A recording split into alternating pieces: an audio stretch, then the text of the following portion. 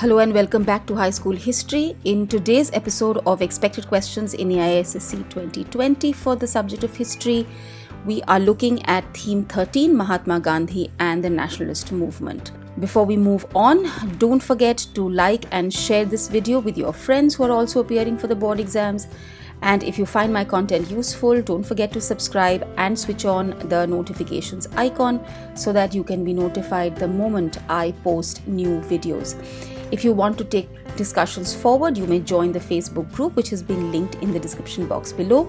And if you have any specific questions from the topic, you may comment below and I will try and answer the questions as quickly as I can. Please take note that this video does not cover all points. It is only estimates based on previous year's question papers.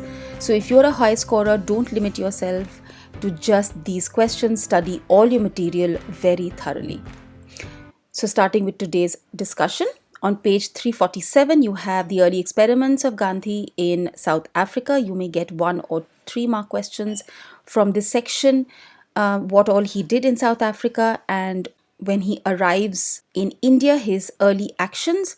3 of the leaders, Lal Bal Pal, could also come as objective type question from this section. Gandhi's political guru, Gopal Krishna Gokhale, is also an important point to take note of. On page 348, we have a discussion on Gandhi's speech at the Banaras Hindu University opening ceremony.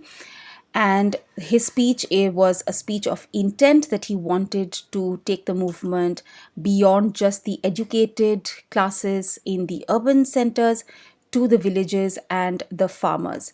And how he fulfilled this intent will come slightly later in this chapter. This section can come for 1 or 3 marks.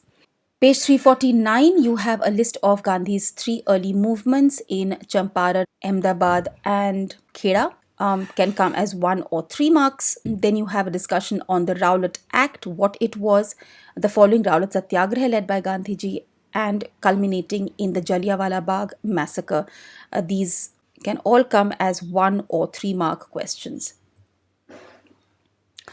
Starting from page 350 to 351 is particularly important. Lots of things going on here. So you have the non-cooperation movement, the Khilafat movement, Gandhi's efforts to join the two, the main features of the non-cooperation movement, the main events within the non-cooperation movement, why it was called off. There can be a hot question as marked out here. Non-cooperation became the name of an epoch in the life of India and of Gandhiji. Non-cooperation was negative enough to be peaceful but positive enough to be effective.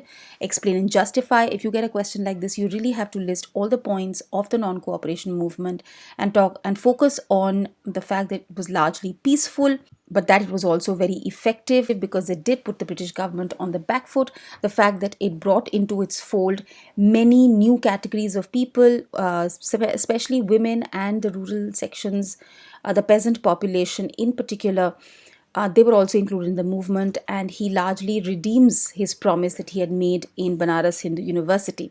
Questions from this area can come for 1, 3 or 8 marks. Then when you look at page 351 to 352, we have a discussion on why he was now called the Mahatma, the redemption of his promise made at the BHU speech. Page 353 talks about his miraculous powers, or at least what people thought were his miraculous powers. So some discussion on that. You could also get a source-based question from this area. So 1 or 3 marks from here. Then page 354 is a discussion on his organizational capabilities and how he was able to collect around himself a large number of young people, very dynamic people, who actually gave his vision shape, both in the non-cooperation movement, in the civil disobedience movement, and beyond as well. So there are a list of leaders given here. These could be asked for 1 mark or overall as a 3 mark question. Page 355, there is a quick discussion at the top of the page on Gandhi's constructive program like promotion of Khadi, abolition of untouchability, Hindu-Muslim unity, and so on. So this could come as a 3 marker or even as a 1 marker. Then you have the Lahore session or the Purna Swaraj session of 1929 and the significance of 26 January 1930. These can come for 1 or 3 marks. Page 356 to 359, again, very, very important because it talks about the Salt Satyagraha, the Dandi March, and the civil disobedience movement. They could be asked as individual questions for 1 or 3 marks, or in its entirety for 8 marks. So you need to know all of these points very, very well. This is really a very key chapter. A large number of questions actually come from here year after year. So chapter 13 is particularly important for you to know and learn very, very well. Page 360, there are first three reasons why the Salt March was notable. So you have coverage by the international press, you've got women participating in large numbers, and thirdly, it brings forward the realization that the British Raj would not last forever, and it then leads to the Gandhi-Irwin Pact and the Roundtable Conference.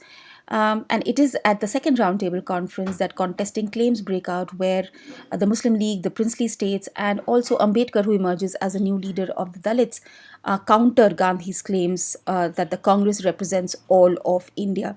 So all of these could come for 1 or 3 marks. If they add a tag question to it, connecting it with the Government of India Act of 1935, it could even become an 8-mark question.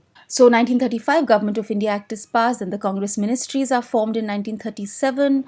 They resign in 1939. So these are timeline questions. These could come as 1 markers. Individual satyagraph between 1940 and 41. 1940 Muslim League passes the Pakistan resolution. We'll be looking at it in slightly greater detail in the next chapter. 1942 Cripps mission comes and fails. In fact, from this part of the chapter, you can connect it directly with the next chapter. So there could be questions where you will find some matter in this chapter and the rest of the matter in the next. So you will have to study the second half of this chapter and chapter 14 together. So all of these questions can come for 1 or 3 marks. Then pages 363, we talk about Quit India movement, how it was a genuinely mass movement, even though most of the Congress leaders were behind bars at this point. Again, 1 or 3 marker. Now you can get all the three movements, the non-cooperation movement, the civil disobedience, and the Quit India together in one question. That could become an 8-marker. They have asked this question in the past as well. I think last year or the year before last they had asked this question, so you need to keep prepared for this question as well. Then you have page 364, which is the direct action day and the riots are mainly listed out here. Again, these will be questions asked in connection with the next chapter, so it's good to read this part of the chapter well. Then pages 365 to 366, you have the last heroic days of Gandhi and his role in bringing violence in India to an end, his fight for the right of minorities, and his resulting assassination. I'm guessing that they will only ask 1 or 3 mark questions from here, though it is possible that they could even ask an 8-marker from this chapter from this section as well. 367 to 373, it's all about knowing Gandhi, the different sources from which we get to know about Gandhiji. These are key. You could get shorter questions for 1 or 3 marks from here, but this could come as a full 8-mark question as well. So focus on all of the different sources that are used to study Gandhi's life and Gandhi's impact on the national movement. And remember, the second half of this chapter and the next chapter are going to be tied. I am hoping that I will be able to post the video for the next chapter very, very soon. If not today, definitely by tomorrow. And I hope you are benefiting from this series. This series is almost coming to an end. I have just 2 more chapters to upload here. If you have any questions, please ask them in the comment section below so I can get back to you. I wish you all the best for your board exams, and bye till my next video.